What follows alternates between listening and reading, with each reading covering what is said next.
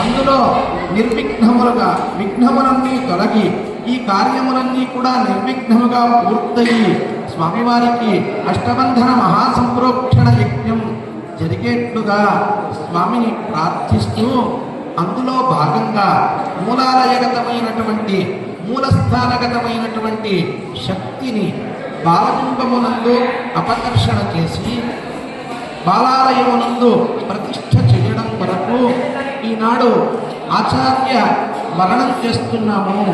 ఓ ఆచార్యులరా, మీరు ఈ యజ్ఞాన్ని శాస్త్రంలో ఏ విధంగా అయితే సూచించబడిందో ఆ విధమైనటువంటి పద్ధతిలో నిర్విఘ్నంగా స్వామివారి యొక్క సాన్నిధ్యం బాల బింబములో ఏర్పడేట్లు అని కోరి తాంబూల సహితమైనటువంటి వస్త్రముతో ఆచార్యుడిని వధించడం జరిగింది.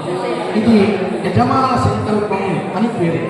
తదనంతరం ఆచార్య యజమానుడు సంకల్పించారు.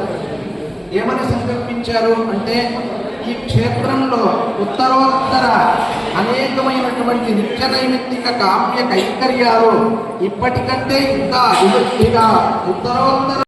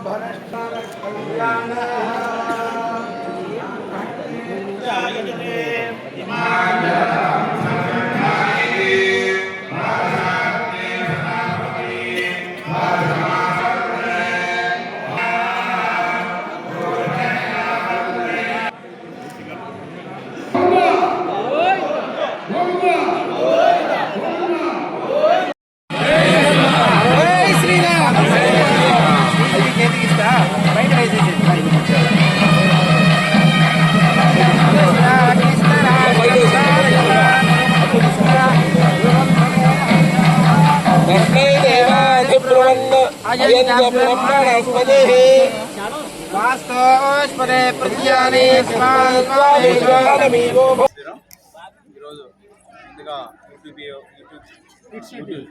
టీవీ వాళ్ళకి ప్రెస్ వాళ్ళకి ముందుగా వారికి ధన్యవాదాలు.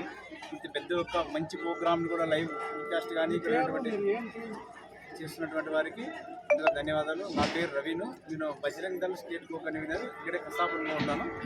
అలాగే మేము చిన్నప్పటి నుంచి కూడా ఈ గ్రామంలోన ఈ దేవాలయం దగ్గరే చిన్నగా ఉన్నప్పుడు ఈ దేవాలయం ప్రాంగణంలోన లోపల గర్భాలయం దగ్గర చుట్టుపక్కల కూడా ఆడుకునేవారు. చాలా ఎందుకంటే ఆ రోజుల్లో ఉన్నటువంటి చిన్న దేవాలయాన్ని గతంలో ఉన్నటువంటి కొంతమంది ఈవోలు చిన్న డెవలప్మెంట్తో ఈ విధంగా తీసుకొచ్చారు.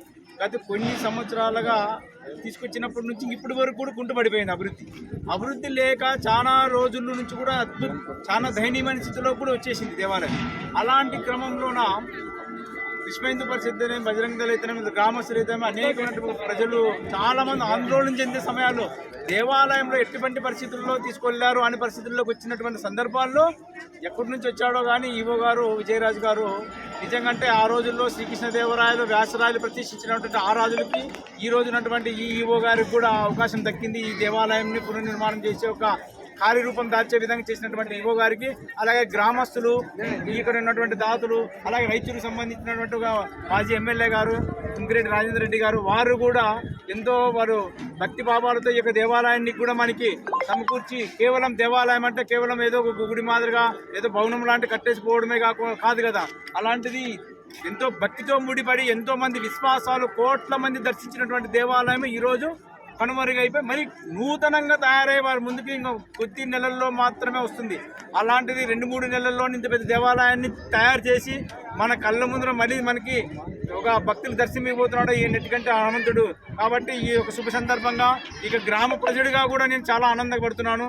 కాబట్టి ఈ మీడియా మిత్రులందరూ కూడా ప్రత్యేకమైన ధన్యవాదాలు తెలియజేస్తున్నాను.